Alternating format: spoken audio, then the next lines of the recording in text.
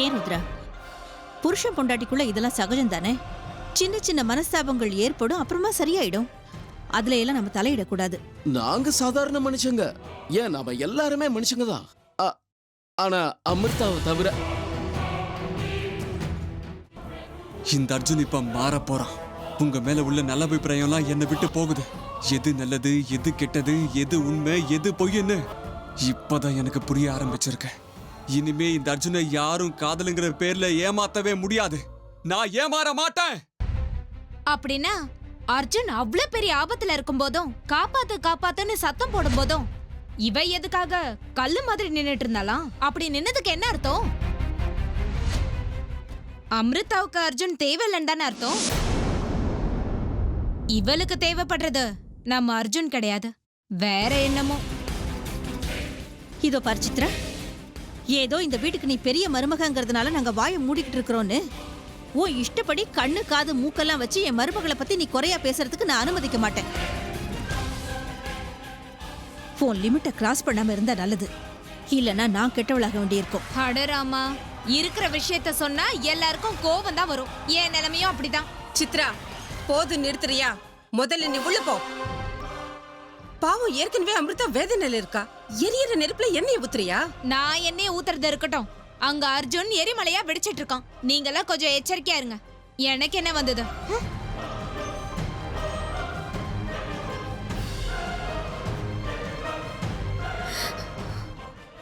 அமிர்தா, அவ அப்படிதான் பேசுவான்னு உனக்கு தெரியும்ல.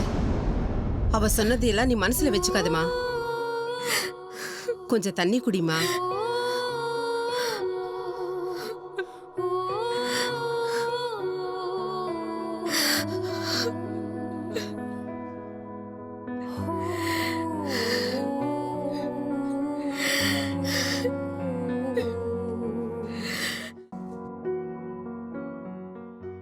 ஏன் இன்னைக்கு அமிர்தா கிட்ட பேசணும்னு மனசு துடிக்குது? போன் பண்ணி பாக்குறேன்.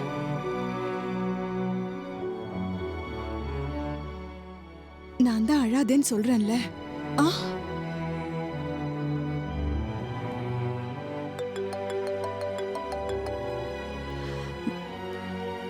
உனக்கு தான் போன் அடிக்குது பாருமா. சரி, நானே பாக்குறேன்.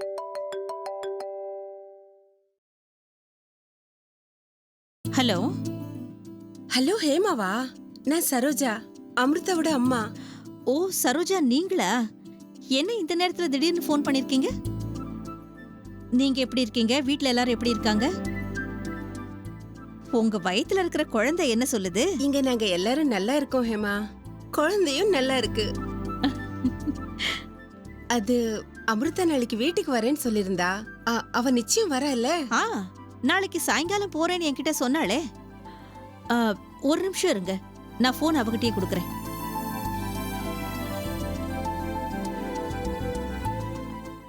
அமிர்தா, எப்படிமா இருக்க? அம்மா, அது என்னாச்சுமா? ஏன் ஒரு மாதிரியா இருக்க? உன் குரலே இவ்வளவு டல்லா இருக்கு. என்னாச்சு அமிர்தா? இல்லம்மா, நான் நல்லதா இருக்கேன். சொல்லுங்க.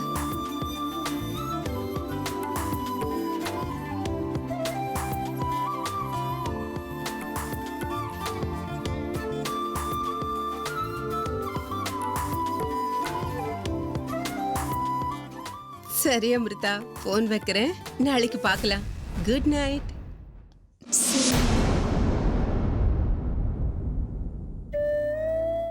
அம்மா என்ன சொன்னாங்க அமிர்தா? நாளைக்கு நீயும் அர்ஜுனும் சேர்ந்து அம்மா வீட்டுக்கு போறீங்கல்ல?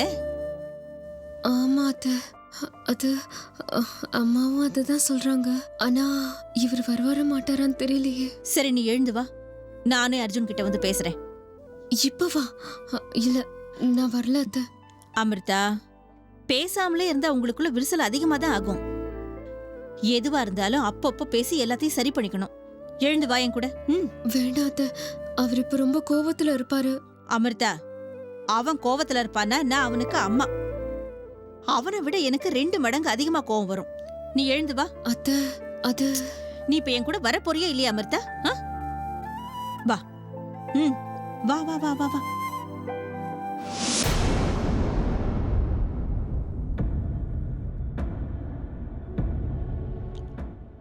நில்லுடா கொஞ்சம். எங்க அவ்வளவு அவசரமா போற? அம்மா ப்ளீஸ் என்ன தடுக்காத. எனக்கு இங்க இருக்க பிடிக்கல. இவங்க முகத்தை பார்க்கவே பிடிக்கல. ஓங்கி 2 கொடுத்தனா தெரியும் உனக்கு. நானும் அப்போல இருந்து பாத்துக்கிட்டே இருக்கேன். இவ என்னமோ உனக்கு பெரிய துரோகம் பண்ணிட்ட மாதிரில நடந்துகிட்டு இருக்க. நீ என்னடா ஆச்சு உனக்கு? ஆமா, இவ செஞ்சிருக்கிறது ஒரு பெரிய துரோகம் தான். நம்பிக்கை துரோகம். என்னுடைய காதலை கொஞ்சம் கூட மதிக்காம துரோகம் பண்ணிட்டா. நான் எவ்வளவு அன்பு செலுத்தினாலும் பதிலுக்கு ஒவ்வொரு அடியிலையும் என்ன வேதனைப்படுத்தி எனக்கு துரோகம் பண்ணிருக்காங்க. அம்மா ப்ளீஸ், இது எல்லாத்தையும் புரிஞ்சுக்க முடிஞ்சா புரிஞ்சுக்கோ. இல்லைன்னா தயவு செஞ்சு என்னை இப்படியே விட்டுருமா. சும்மா மத்தவங்களுக்கு சப்போர்ட் பண்ணிக்கிட்டு இங்க பஞ்சாயத்து பண்ண வராதீங்கம்மா. டேய், நான் இங்க வேற யாருக்கும் சப்போர்ட் பண்ணிக்கிட்டு வரலடா. என்னோட மருமகளுக்கு தான் சப்போர்ட் பண்ண வந்திருக்கேன். இங்க பாருங்க, நடந்தது நடந்து போச்சு. சத்தியமா சொல்றேன், நான் வேணும்னு எதையும் செய்யலங்க. தயவு செஞ்சு என்னை மன்னிச்சிருங்க. இந்த விஷயத்தை பெருசாக்காதீங்க. இதை இப்படியே விட்டுடுங்க. ஓஹோ, இப்போ இவ்வளவு அமைதியா அம்மா முன்னாடி மன்னிப்பு கேட்கணும்னு தூண்டி விட்ட உங்க மூளை அங்க நான் அவஸ்தைப்படும் போது என்னை காப்பாத்தணும்னு ஏன் தோண்டல? இது பாருங்க அமிர்தா, எனக்கு உங்க கூட பேச விருப்பம் இல்ல. அதனால என் கிட்ட இருந்து விலகியே இருங்க. அதுதான் உங்களுக்கும் நல்லது, எனக்கும் நல்லது. அர்ஜுன், நீ ரொம்ப ஓவரா பேசிக்கிட்டு இருக்க. ஏண்டா நீ அந்த சின்ன பொண்ணு மனசை இந்த அளவுக்கு வேதனைப்படுத்துற? நீ இப்படிலாம் பேசினா அவ மனசுக்கு கஷ்டமா இருக்காதாடா? அவ முகத்தை பாருடா, அழுது அழுது எப்படி வாடி போயிருக்குன்னு பாரு.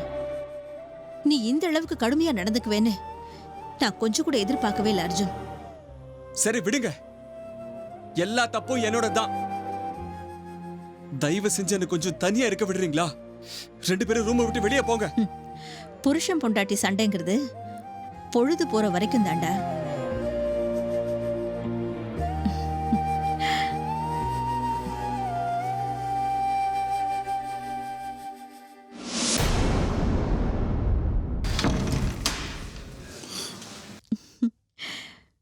புருஷன் பொண்டாட்டி சண்டை பொழுது போற வரைக்கும் தான்.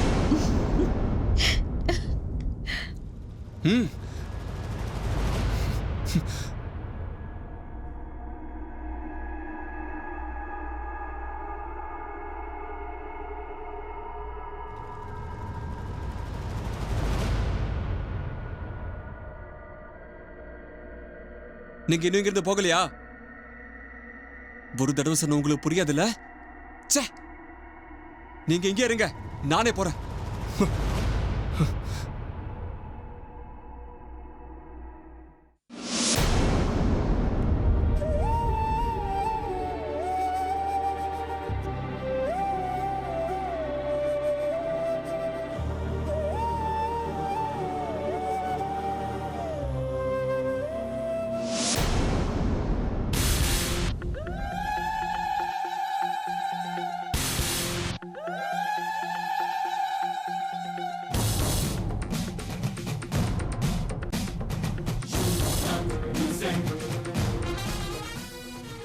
ஆமா பாட்டி, அதே பறவைதான்.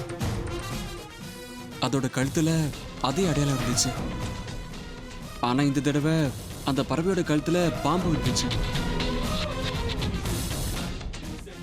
அந்த மாதிரி பாம்பும் பறவையும் ஒன்னா இருக்கிறத யாராவது பார்த்திருக்காங்களா இல்ல கேட்டிருக்காங்களா?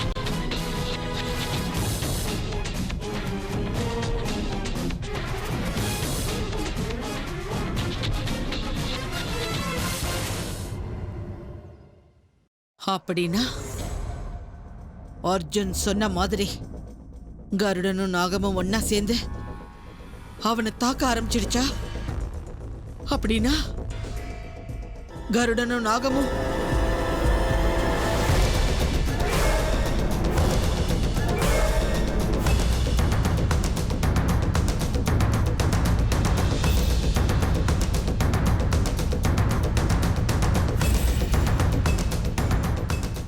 அவங்க 2 பேரும் ஒன்னா வந்திருக்காங்கன்னா என்ன அர்த்தம்? யார கண்டுபிடிக்க வந்திருக்காங்க? ஒன்னும் தெரிய மாட்டேங்குதே. எனக்கு ஒன்னும் புரியல.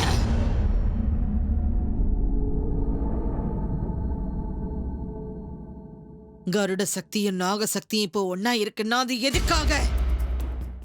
எந்த ரகசியத்தை கண்டுபிடிக்கிறதுக்காக? எத்தனை சக்திகள் ஒன்னா சேர்ந்தாலும் என் அர்ஜுனை மட்டும் ஒன்னும் செய்ய முடியாதுங்கிற விஷயம் தெரியாம முயற்சி பண்றாங்களா? அப்படி இல்லைன்னா ஒருவேளை தெரிஞ்சே தாக்குறாங்கன்னா இதுக்கு பின்னாடி ஏதோ ரகசியம் இருக்குன்னு அர்த்தம். கருடனும் நாகமும் ஒன்னா சேர்ந்திருக்காங்கன்னா நிச்சயமா இது பூலோகத்துக்கு வந்திருக்கிற நாகராணியை கண்டுபிடிக்கிறதுக்காகத்தான் இருக்கணும்.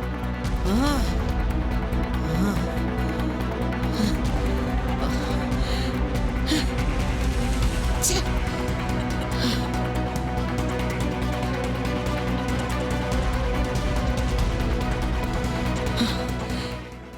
எத்தனை யோசிச்சாலும் வேற எந்த காரணமும் எனக்கு தெரிய மாட்டேங்குதே. ஆனா நாகராணியே நாகமணிய கண்டுபிடிக்கிறது அவ்வளவு சுலபமான காரியம் இல்லைன்னு அவங்களுக்கு தெரியாதா என்ன? என்னமோ எல்லாம் ஒரே குழப்பமா இருக்கு. ச்சே.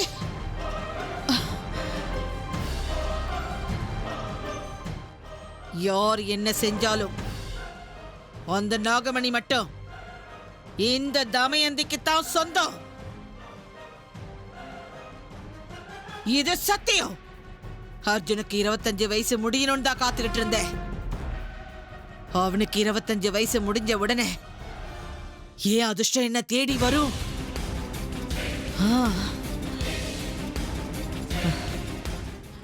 அது வரைக்கும் அவனுக்கு எதுவும் ஆகாத மாதிரி அவனை ரொம்ப பத்திரமா நான் பார்த்துக்கணும். பார்த்துப்பேன். அவனுக்கு யார் மூலமாவும் எந்த ஆபத்தும் வரவே கூடாது.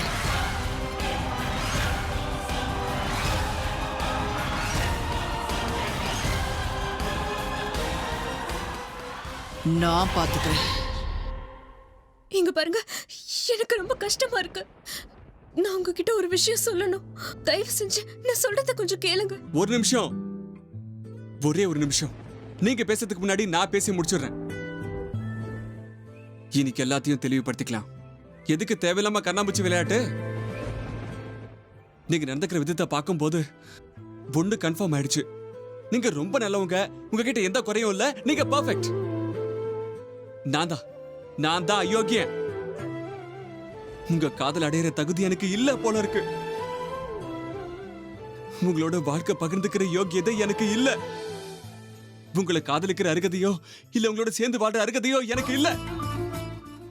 இதுதானே நீங்க ஒவ்வொரு அடியிலும் நிரூபிச்சுக்கிட்டே வரீங்க. சொல்லுங்க அமிர்தா.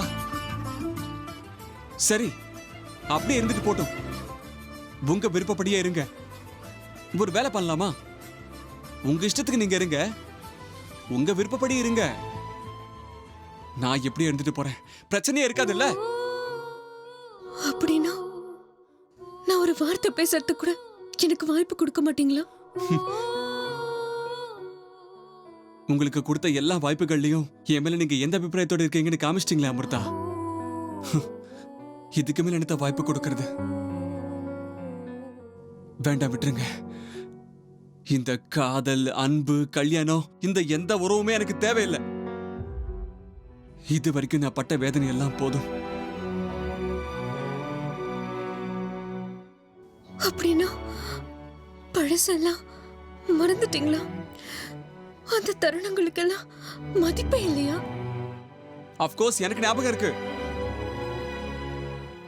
இனிமே எனக்கு மிச்சம் இருக்க போறது அது மட்டும் தானே. வெறும் ஞாபகங்கள். சில நேரத்துல மனுஷங்களை மறந்தாலும் ஞாபகங்களை மறக்க கூடாதுன்னு சொல்லுவாங்க. நான் அந்த இனிமையான நினைவுகள்ல என்னோட மிச்ச வாழ்க்கையை ஓட்டிடுவேன்.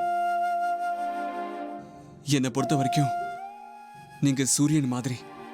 தூரத்துல இருந்து பார்க்கும்போது பிரகாசமா இருந்தாலும் கிட்ட போனா வெறும் நெருப்பு தானே. உங்களை தொட வந்தா நான் எரிஞ்சு போயிடுவேன்னு தெரிஞ்சும் முட்டாள்தனமா நான் உங்களை நெருங்க மாட்டேன் அமிர்தா. நீங்க நிம்மதியா போய் தூங்குங்க. இனிமே உங்க வாழ்க்கை உங்களோடது, என் வாழ்க்கை என்னோடது.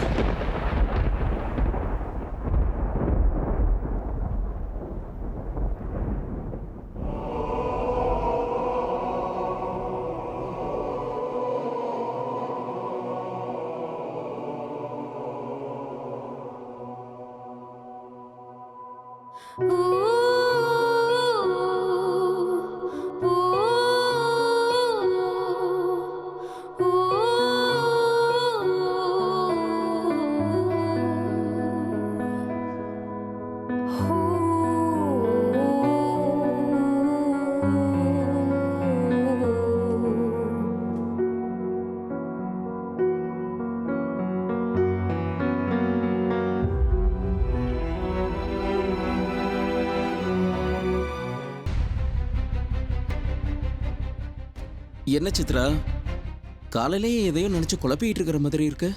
ம், ஏதோ குட்டிப்பட்ட பூனை மாதிரி இங்க இருந்து அங்க, அங்க இருந்து இங்கன்னு சுத்திக்கிட்டே இருக்க. என்ன விஷயம்? காலையில இருந்தே என் மனசுக்குள்ள ஏதோ ஒரு சந்தேகம் இருக்கு. உன் மனசுக்குள்ள எப்போதும் இந்த மாதிரி ஏதாவது ஓடிக்கிட்டே இருக்கும்ல? இந்த பார், அது எதுவா இருந்தாலும் இப்பவே இங்கே என்கிட்ட கேட்டு முடிச்சுக்கோ. வீட்டுல மத்தவங்க முன்னாடி ஏதோ பேசி சொதப்பிடாத. எனக்கு என்னமோ இந்த அமிர்தாவோட நடவடிக்கையை பார்க்கும்போது ரொம்ப சந்தேகமா இருக்குங்க. அவ ஒன்னும் சாதாரணமான பொண்ணு இல்லைங்க. ஏதோ மாஸ்டர் பிளானோட தான் அர்ஜுனை கல்யாணம் பண்ணிக்கிட்டு இந்த வீட்டுக்குள்ள காலடி வச்சிருக்கான்னு நினைக்கிறேன். இத பத்தி நீங்க என்னங்க நினைக்கிறீங்க? ராத்திரி என்ன கிரைம் சினிமா பார்த்துட்டு தூங்குன? ம், இல்ல உன் மனசுல பெரிய சிஐடி டிடெக்டிவ்னு நினைப்பா? வேலையை பார்த்துக்கிட்டு போறியா? எனக்கே 1008 வேலை இருக்கு. என்னங்க எங்க போறீங்க? நில்லுங்க. உங்களுக்கு எப்பவும் நான் என்ன சொன்னாலும் அலட்சியம் தான். கொஞ்சமாவது நான் சொல்றதை கேக்குறீங்களா? ம், ஆரம்பத்துல எல்லாம் அமிர்தான்னா அர்ஜுனுக்கு ரொம்ப ரொம்ப பிடிக்கும்ல. எப்ப பார்த்தாலும் அவ பின்னாடியே தான் சுத்திக்கிட்டு இருப்பான். ம், அந்த நேரத்துல எல்லாம் அமிர்தாவுக்கு அர்ஜுன்னாலே சுத்தமா பிடிக்காது. அவனை இஷ்டத்துக்கும் திட்டினா, அவமானப்படுத்தினா. அவ்வளவு நடந்ததுக்கு அப்புறம் கடைசியில அர்ஜுனுக்கும் மயூரிக்கும் நிச்சயதார்த்தம் நடந்தது. அப்பவும் அமிர்தா சும்மா தான் இருந்தா. அதுக்கப்புறம் அர்ஜுனுக்கு குறிச்ச கல்யாண தேதி நெருங்க நெருங்க அமிர்தா திடீர்னு மனசு மாறி நான் இவனை தான் கல்யாணம் பண்ணிப்பேன், இவனை தான் நான் லவ் பண்றேன்னு சொன்னான். மயூரிக்கும் அர்ஜுனுக்கும் நடக்க வேண்டிய கல்யாணத்தை நிறுத்தி இவ அர்ஜுனை கல்யாணம் பண்ணிக்கிட்டா. இப்படி எல்லாம் அவ எதுக்காக பண்ணா? நடக்கிறதையெல்லாம் பார்க்கும்போது உங்களுக்கே கொஞ்சம் வித்தியாசமா தெரியலையா? சித்ரா, இதெல்லாம் பழைய விஷயம். இப்ப எதுக்கு இதெல்லாம் பேசிக்கிட்டு? இங்க பாருங்க, விஷயம் அதோட முடிஞ்சதா நானும் விட்டுருப்பேன். அவ்வளோலாம் அர்ஜுன் மேல ஆசைப்பட்டு கல்யாணம் பண்ணிக்கிட்டா. ஆனா இப்ப ஏன் அர்ஜுனை விலக்கி வச்சிருக்கா? ஆசைப்பட்டவன் கிடைச்சிட்டான்னு சந்தோஷமா வாழலாம்ல. ஏன் இப்படி ரெட்ட மனசுக்காரியா இருக்கா? இதுல இருந்தே உங்களுக்கு தெரியல? அவ மனசுக்குள்ள வேற எதையோ வச்சுக்கிட்டு தான் உள்ள வந்திருக்கா. கல்யாணமாகி இத்தனை நாள் ஆகுது. அர்ஜுன் மாதிரி ஒரு புருஷனை விலக்கி வச்சிருக்கானா யாருக்கும் சந்தேகம் வராதா? இதெல்லாம் யோசிக்கும் போது உங்களுக்கு எதுவுமே தோணலையாங்க? ஆமா சித்ரா, நீ இவ்வளவுலாம் சொல்லும்போது எனக்கும் ஏதோ தோணுது. அதுதாங்க சொல்றேன். சரி, உங்களுக்கு என்ன தோணுது சொல்லுங்க. உனக்கு மூளை சரியில்லை. உன்னை ஒரு நல்ல மனநல டாக்டர்கிட்ட கூட்டிட்டு போய் செக் பண்ணணும்னு தோணுது. ஏங்க சித்ரா, வீட்ல ஏற்கனவே 1008 டென்ஷன் இருக்கு.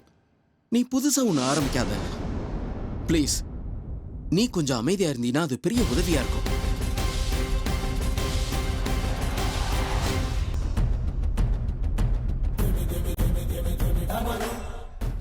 வந்துட்டியா ருத்ரா?